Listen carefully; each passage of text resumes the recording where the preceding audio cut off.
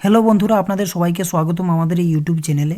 আজকের ভিডিওতে আমি দেখাবো কিভাবে আপনি 2026-এ পশ্চিমবঙ্গের গ্রাম পঞ্চায়েতের রেসিডেন্টাল সার্টিফিকেট অতি সহজেই মোবাইল ফোন দিয়ে অ্যাপ্লাই করবেন, কি কি ডকুমেন্ট লাগবে আবেদন করার সময় এবং কোন কোন বিষয় খেয়াল রাখতে হবে।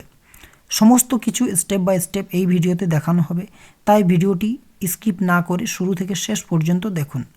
আর বন্ধুরা, এই ধরনের সমস্ত প্রকারের সরকারি কাজ, সমস্ত প্রকারের online offline form fill up, certificate ও গুরুত্বপূর্ণ আপডেট পেতে এখনই আমাদের চ্যানেলটি সাবস্ক্রাইব করুন এবং পাশে থাকা বেল আইকনে ক্লিক করে নোটিফিকেশন অন করে রাখুন। তাহলে চলুন শুরু করা যাক।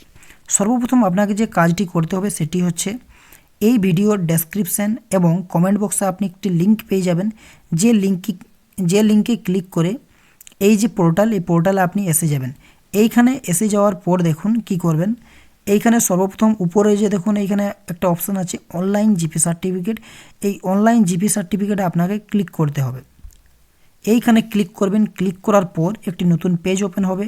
এখানে পেজটি স্ক্রল করবেন। স্ক্রল করার পর দেখুন নিচে একটি আপনি চেক বক্স পেয়ে যাবেন। এইখানে যেখানে লেখা আছে I would like to apply, এইখানে আপনি ক্লিক করবেন। ক্লিক করে আপনি টিক মার্ক করবেন। এইখানে টিক মার্ক করার পর আপনি এখানে নিচে দেখুন আছে প্রসিড। এই প্রসিডের যে অপশান আছে, এই প্রসিড অপশান আপনাকে ক্লিক করতে হবে। এইখানে ক্লিক করার পর আপনাকে সাইন আপ করতে হবে। এর জন্য দেখুন এইখানে নিচে যে আছে enter mobile number, enter mobile নাম্বারের জায়গাতে আপনি আপনার মোবাইল নাম্বার দিবেন। নাম্বার দেওয়ার পর নিচে যেখানে আছে জেনারেট ওটিপি, এইখানে জেনারেট ওটিপির যে বাটন আছে এই বাটনে ক্লিক করবেন। জেনারেট ওটিপি বাটনে ক্লিক করার সাথে সাথে আপনি যে মোবাইল নাম্বার উপরে দিয়েছেন সেই মোবাইল নাম্বার একটি ওটিপি যাবে। সেই ওটিপি নিচের যে ঘর আছে এন্টার ওটিপির যে ঘর আছে সেইখানে আপনাকে সেই ওটিপি এন্টার করে নিচে যেখানে আছে ভেরিফাই অ্যান্ড প্রসিড, এই ভেরিফাই অ্যান্ড প্রসিড বাটনে ক্লিক করতে হবে। এই ভেরিফাই অ্যান্ড প্রসিড বাটনে ক্লিক করার সাথে সাথে নতুন একটি পেজ ওপেন হবে। এইখানে দেখুন আপনি যে রেসিডেন্টাল সার্টিফিকেট অ্যাপ্লাই করবেন তার যে ফর্ম, সেই ফর্ম কিন্তু এখানে এসে গেছে। এই ফর্ম আপনাকে ভালোভাবে ফিল আপ করতে হবে যাতে কোনোখানে ভুল ত্রুটি না হয়। তাহলে দেখুন এই ফর্মটি আপনি কিভাবে সঠিক পদ্ধতিতে ফিল আপ করবেন সেটা আমি এখানে দেখাচ্ছি। সর্বপ্রথম দেখুন এইখানে ডিস্ট্রিক্ট, আপনার ডিস্ট্রিক্ট চুজ করতে হবে। এইখান থেকে আপনি আপনার যে ডিস্ট্রিক্ট সেই ডিস্ট্রিক্ট চুজ করে নেবেন। এরপর দেখুন ব্লক, এইখান থেকে আপনি আপনার ব্লক চুজ করবেন। এরপর দেখুন গ্রাম পঞ্চায়েত, গ্রাম পঞ্চায়েতের জায়গাতে আপনি আপনার গ্রাম পঞ্চায়েত চুজ করবেন। এরপর সংসদ, আপনার যে সংসদ সেই আপনি সংসদ চুজ করে নেবেন।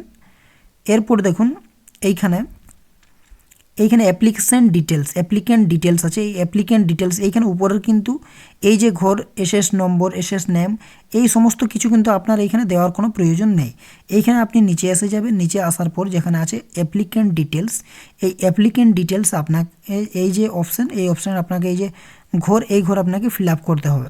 তো এইখানে দেখুন সর্বপ্রথম লেখা আছে যে applicant detail must be field in English. এইখানে আপনার সমস্ত কিছু কিন্তু ইংলিশে লিখতে হবে।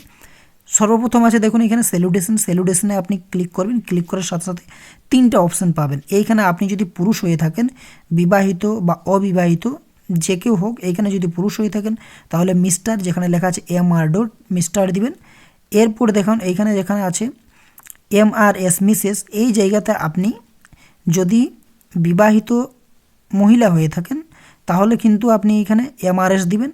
আর যদি আপনি অবিবাহিত মহিলা হয়ে থাকেন তাহলে নিচে যেখানে মিস যে অপশান আছে এই মিস অপশানে ক্লিক করবেন। তো এইখানে আপনি টিক করবেন। টিক করার পর দেখুন এইখানে কি করবেন, অ্যাপ্লিক্যান্ট নেম, এইখানে আপনার অ্যাপ্লিক্যান্ট নাম লিখবেন। আপনি যার নামে অ্যাপ্লাই করছেন তার নাম দিবেন। এরপর গার্জেন নাম, গার্জেন নামের জায়গাতে আপনি আপনার গার্জেনের নাম লিখবেন। রিলেশন উইথ গার্জেন, গার্জেনের সাথে আপনার রিলেশন কি, এইখানে দেওয়া আছে ফাদার, মাদার, সন, ডটার, আপনার যে রিলেশন হবে সেই রিলেশন কিন্তু এইখানে আপনি দিবেন।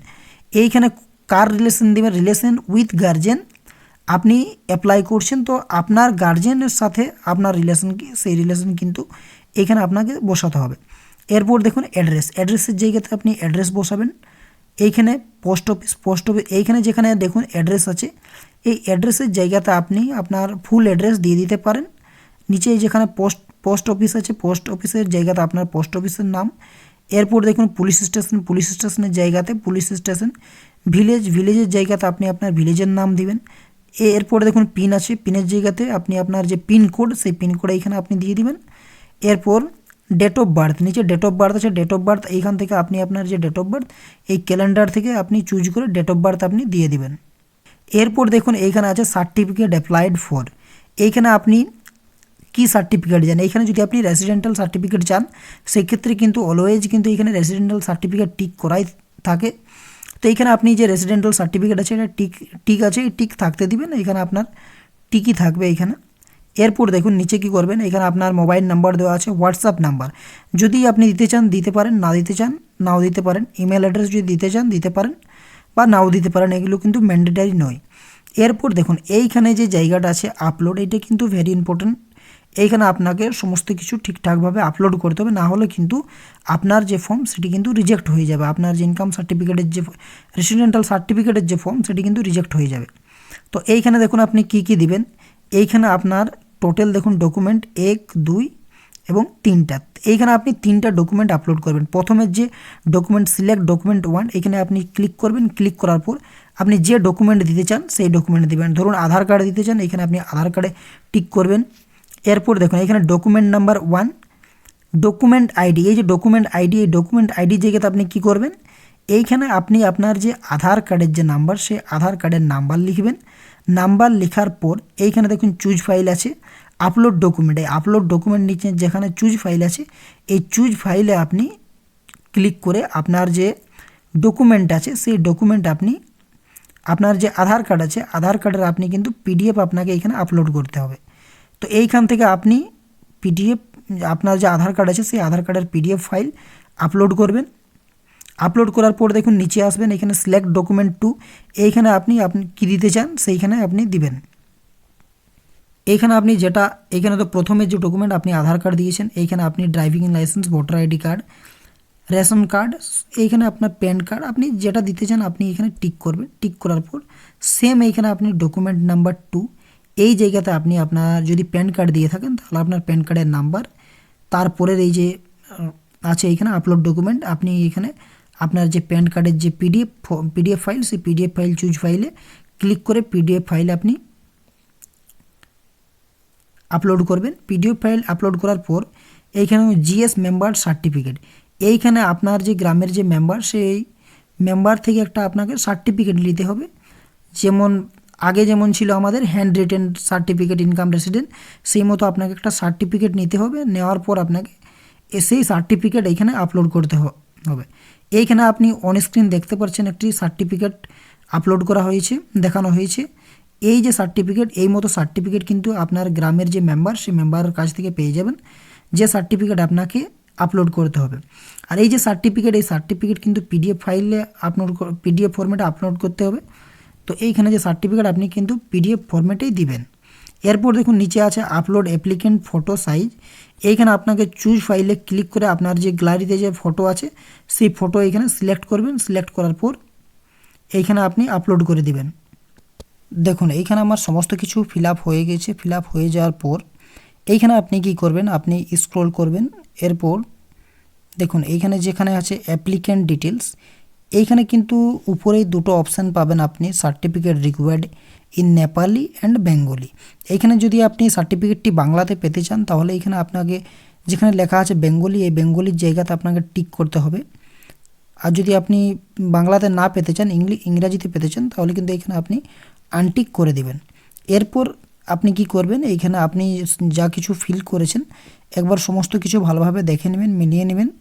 মিলিয়ে নেওয়ার পর এইখানে কি করবেন, সমস্ত কিছু এখানে দেখুন আমার আপলোড করা হয়ে গেছে।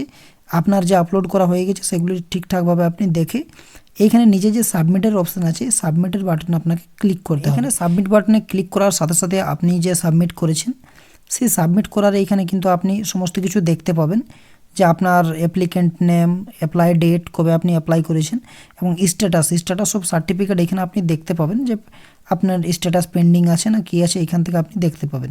এইখানে যেখানে অ্যাকশন বাটন আছে এর সাথে সাথে আপনি যে মোবাইল নাম্বারটি এখানে দিয়েছেন সেই নাম্বারে এসএমএসের মাধ্যমে আপনি আপনার যে অ্যাপ্লিকেশন আইডি সেই অ্যাপ্লিকেশন আইডি নাম্বার পেয়ে যাবেন, যে অ্যাপ্লিকেশন আইডি নাম্বার দিয়ে পরবর্তীতে আপনি আপনার যে স্ট্যাটাস সেই স্ট্যাটাস আপনি দেখতে পাবেন।